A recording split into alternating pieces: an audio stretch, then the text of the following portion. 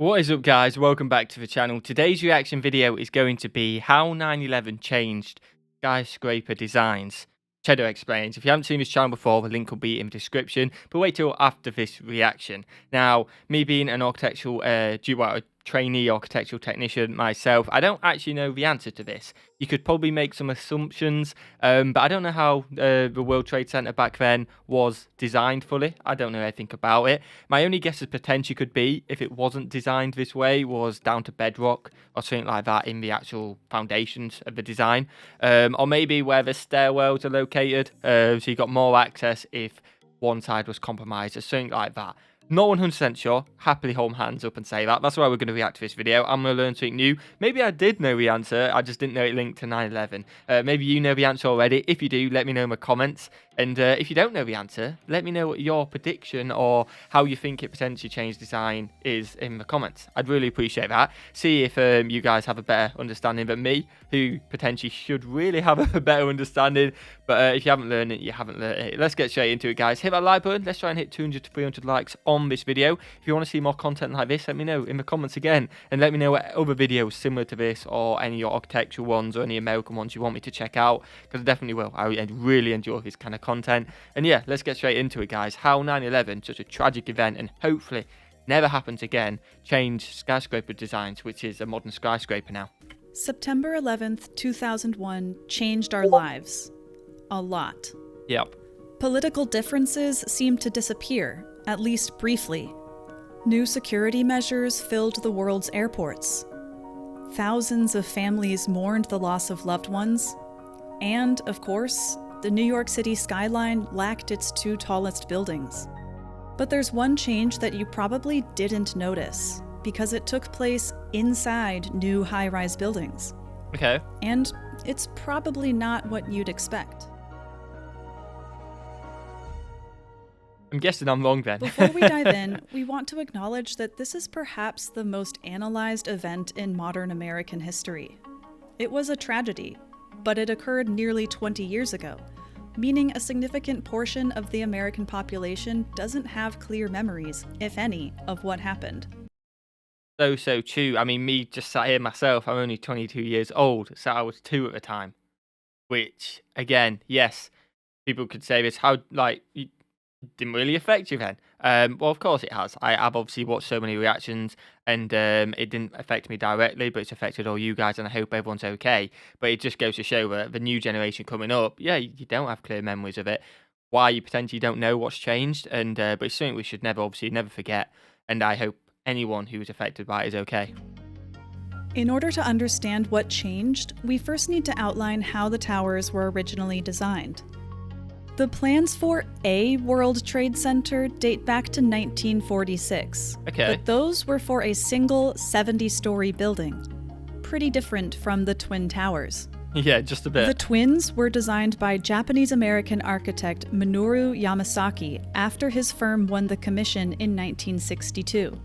A renowned job that landed him the cover of Time magazine. Better play, mate. On April 4th, 1973, the completed towers debuted as the tallest in the world. But their height wasn't their only remarkable feature. The structural design of the towers, and for that matter, the architectural design, was quite unique. This is Ronald Hamburger. He was one of a few structural engineers recruited to do a post-mortem on the Twin Towers after they collapsed. He explained that earlier skyscrapers were built with a mixture of masonry and steel frames with vertical columns spread throughout the buildings. Picture the Empire Pretty State standard. Building. It's practically a fortress with 210 vertical columns throughout the building. That many, and wow. virtually no column-free spaces. The Twin Towers, on the other hand, were basically steel tubes. Steel columns lined the exterior perimeter, connecting to the core of the building via the floors. I'm assuming it was a concrete core, but again, he's probably going to tell us. But maybe that's what it's going to be. I've changed my prediction. Maybe that's going to be a lot more support because obviously in 9/11, I don't want to get into details too much because although I've watched a lot, I don't know all of it. A lot of it was at the weakened structure at the bottom with the fuel. Maybe if I had a lot more columns in the middle and stuff like that where the fuel wasn't getting, maybe it would have upheld. Maybe that's the route we're going down. You can't have a design where you've got a main core and then the structure's on the outside. Floors themselves were made of concrete poured on a steel frame.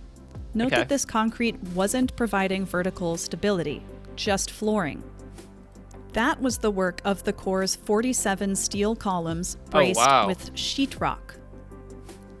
Finally, also in the core were all of the building's elevators, stairwells, and utility shafts. The reason they did that was so that you could have this massive space of open floor space for use for desks and workstations. And that's money. That's a lot of money. That would not be interrupted by columns. Each tower was about 95% air, so light that they swayed in a strong wind. Wow. Now, a super tall, lightweight building may sound risky in retrospect, but the towers were actually quite strong. So the design was highly redundant. Structural engineers talk about redundancy much like a person wearing both a belt and suspenders. Either one can hold up your pants, but if one of them fails, you have the other one present that can do the job. This building was highly redundant. Not a bad strategy. Additionally, both buildings were designed with the prospect of an airplane impact in mind. Oh, wow. In 1945, a B-52 accidentally crashed into the Empire State Building on a foggy day. And 15 years later, 2 planes crashed into each other above the city, raining debris over Staten Island and Brooklyn. Oh my God. And so I genuinely never knew about. Maybe it's been passed on in a fleeting comment or something. But I never knew about that. At least now, I can't think of ever been mentioned it. And the fact that it was designed for us as well is absolutely mental. Like, wow, new piece of information. I don't know how to take that on board, but as if that has actually happened before. I doubt with today's technology that could happen by mistake nowadays. Obviously, accidents happen, but wow, man, that's mental. Designers were aware that aircraft crashing into buildings could happen. The World Trade Center towers were designed for the state-of-the-art aircraft of its day, which was a Boeing 707. But designing a building to resist a 1960s-era plane getting lost in the fog isn't the same as designing one to resist a larger plane being steered at top speed to intentionally cause damage. Very true. Near major airports, jetliners are limited in speed to 180 miles an hour. The aircraft that went into the Twin Towers were traveling in excess of 400 miles per hour. Oh my God, wow. I don't think anyone thought that was a credible event prior to the World Trade Center. Oh, definitely not. Oh, it's awful, man. Who are just tuning in right now, a twin-engine plane or possibly a 737 passenger jet flying into the World Trade Center. It appears to be still embedded inside the building. The impacts damaged both the outer shells and the cores. But both towers kept standing because of redundancy. Their weight was able to shift away to unaffected columns. But here's the problem. The impacts had scraped the fire-resistant coating off of some of the steel columns and beams. Okay. And the jet fuel had ignited a raging fire. This heated the steel to an unsustainable temperature. The jet fuel burned itself off in a few minutes, but what it did is it ignited all of the contents of the building. The heat of the fires could not and did not melt the steel.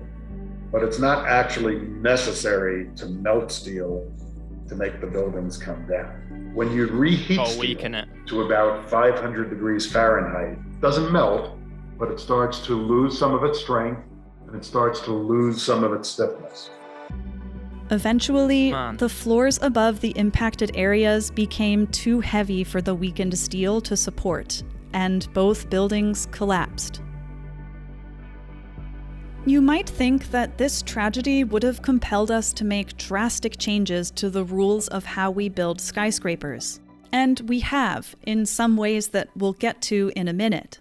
But structurally, the building code requirements have not changed a lot. The people who had a vote felt that the added cost of the measures that were proposed did not make sense given what was perceived to be the extreme rarity of such an attack. I can see that kind of being opposed by some people. From my point of view, it's kind of like, hopefully nothing like this ever happens again. It's a targeted attack. It's absolutely awful, but it's not something which you can really plan for. Obviously, you can try and make it safer, and that's the argument will be we want it as safe as possible in case anything happens. But I'm sure there's a lot of other kind of theories which could happen in a targeted attack, which would compromise a building.